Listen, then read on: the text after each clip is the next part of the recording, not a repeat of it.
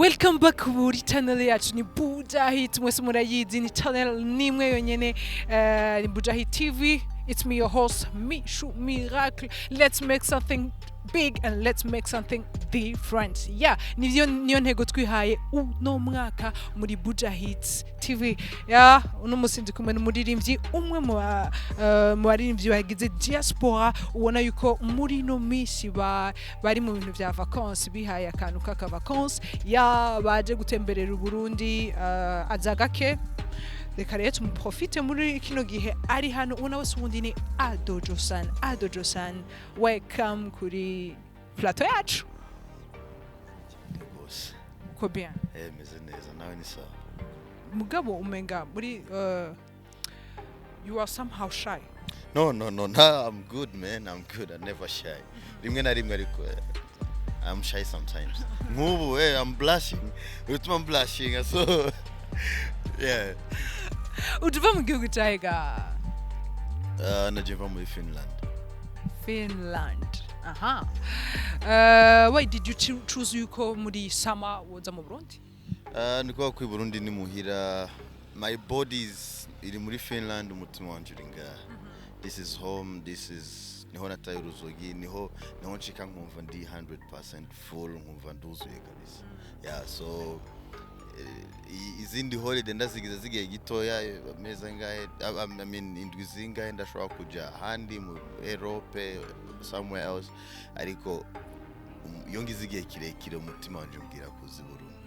Yes. Ari abandi bavuga bati woba waje muri exactly iyi summer igituma utaje nko December nk'abandi bahora baza ati shobora kuba wari waje kuzanywa na BMA nivyo? Literally yeah see of course biri muri mu bintu bimwe byatumye probably novugana ari kwitabira but siyo main reason narabivuze ni reason zibiri hariho impamvu z'akazi ibikorwa byanje by'umuziki n'ibindi bikorwa nsanzwe nkora and then inyuma yaho hariho cyangwa se imbere yaho hariho kubonana na famille abantu tumaze igihe kirekire tubonana. Yes. Niki ubaza ko warushije abandi bari muri diaspora bari mu mahiganwa ya BMA mu gihe tuzi yuko nk'umuntu nka MT number 1 asanga aza buri gihe kenshi cyane ngaha mu Burundi kandi azwi afise izina kurusha Josan ngaha mu Burundi woba warushije iki abo bandi? In fact je ku bwanjye sinovuga ko hari ikintu nabarushije ko twese twarakoze kandi nkuko bivuze abantu barabibona abantu barakoze twese twarakoze kandi je bavuga ngo ntanga agashimwe byari kugorana kuko buri muntu wese yabona ari muri category yarakoze so in fact nta banga rinini novuga ko narushije abandi ari uretse kuba naritanze nkakora ibyo nkwiye gukora and then results zari zijyanye. Yeah. Warishimiye BMA ko hareba mu bavuga ati waracivye? Ngo narivye ikombe. In fact yeah jewe I'm happy for ikintu cyose kiza kiri positive nikiza kiri negative.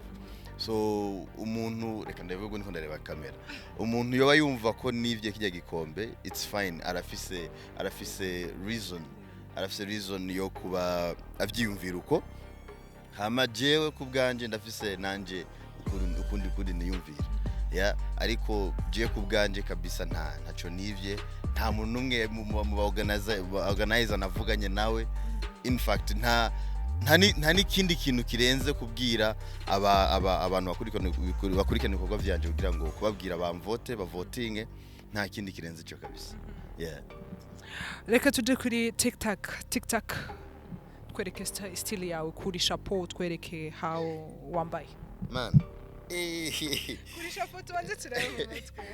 Okay nguko kuniko meze mu mutwe and then isaha wambariye ngaho iyo saha man yeah amafaranga ntayo nza kuvuga ariko ni ikintu kigize gisanzwe ikozwe mu bwahe bwoko ni canke nze yayo? No ni simple Rolex ni simple iri simple iri itari hari ama Rolex ari very expensive but this is a simple one ni category yo hasi y'abantu nkatwe. Wambaye ikirato cangahe? Kino kirato nambaye ni cy'amayero 60 yeah nakiguza amayero 60 ipantaro ipantaro nayiguza amayero nayo nyene 60 nyene sava euro hama umupira nawuguze 25 euro 25 tugeze muri 45 euro chapeau nayiguze iri kuri ntuzanye iri kuri offer so yari kuri sale yari 24 euros ariko nayiguze 12 euros bisigura ko tugeze amero 12 tugeze kuri 157 dollars yeah $157 okay mwumvise adomuru n'umwanya okay aka kantu wambaye mu gisi aka in fact nakuye nakaguze kari ku giciro cyo hasi so I think ni nka $200 nka 200 yeah $177 isaha wase kutubwira dushaka estime amafaranga yeah ivyisana hacho twibira kabanga ivyisa okay reka basi ndababwire ivyisaha ni hagati man ni biraza kugorana kabisa batazongura akaboko ni hagati reka tuvuge reka ndabaha gusa numva duhere ku madolari jana hagati y'ijana na majana 3 okay reka dufate minimum y'ukabiri byoshoboka bisigura ko uno mwanya gucya aye wambariye amadolari amajana 370 guys mwavyumvise uno mwanya ado kuva ku mutwe Scott twereke kuva ku mutwe gushika ku maguru yambariye amadolari amajana 377 ariko impamvu bimeze uko nuko hariya ibintu ndabigura mu euros ibintu ndabigura mu mayero kuko niyo dukoresha ibintu hugo iki nikibazo ca mbere ndose kimeze uku but niyo dukoresha hariya so ibintu byose ndabigura mu nuza value ya yugiye kugura ikintu ku isoko ni mu mayero yeah so niyo mpamvu probably shwa kwa biri kuri bishobora kugera muri ayo mafaranga yeah mwavyumvise yambariye amajana 377 ama euro mushize mu barundi ndabasavye nditubare mu marundi ko byo tugora cyane turabandanya na TikTok ado ukunda kujiki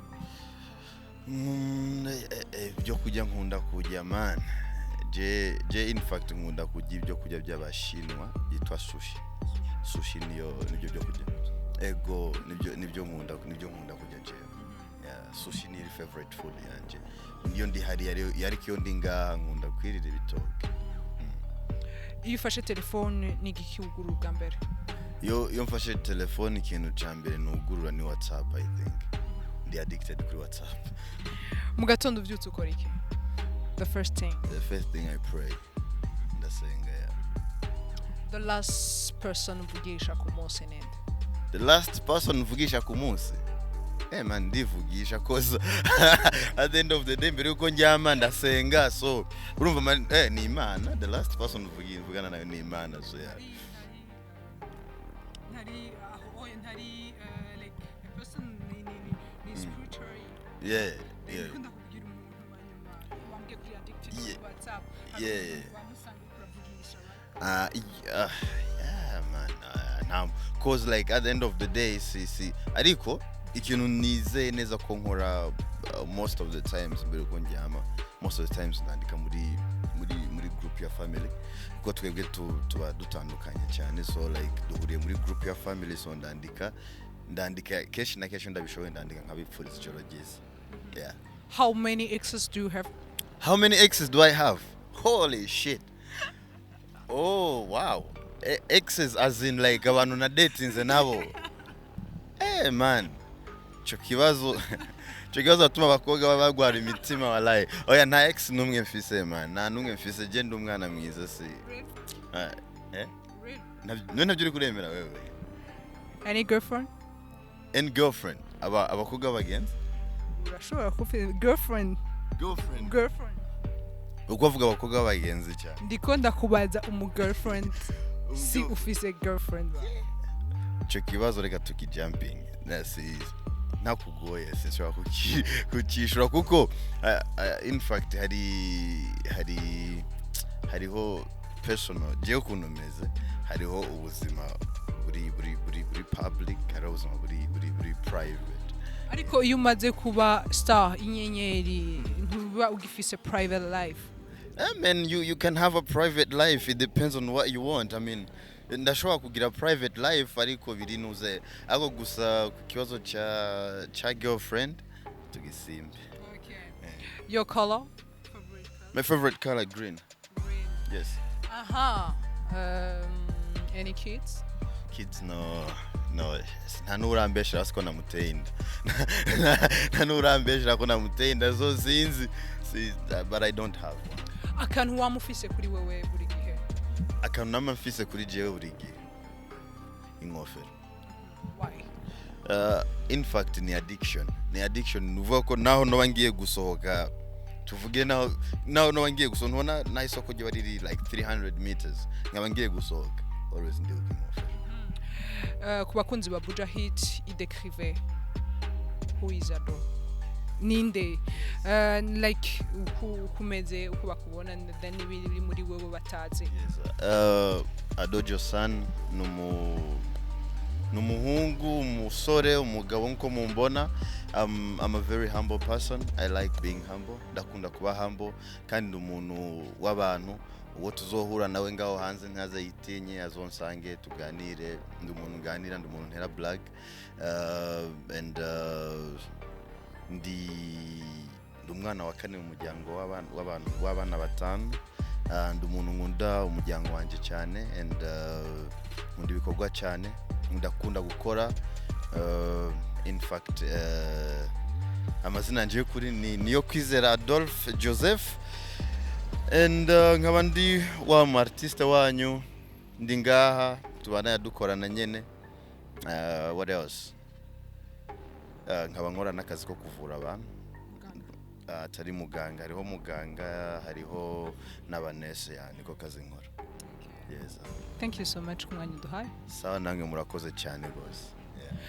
Abakunzi ba Buja Hit mwumvise byinshi kuri Ado Josan, mwumvise bitari bike, mwumvise private life yiwe, mwumvise ndetse yuko asanzwe ari umu infirmier hariya muri Finland. Mugumane na Buja Hit, murazi ko ndabakunda cyane. It was me, your host Mishu Miracle. Ndabakunda cyane. Asohova mu kindi kiganiro. Même channel, ntiwibagire kugira subscribe. Je vous embrasse. Bisous.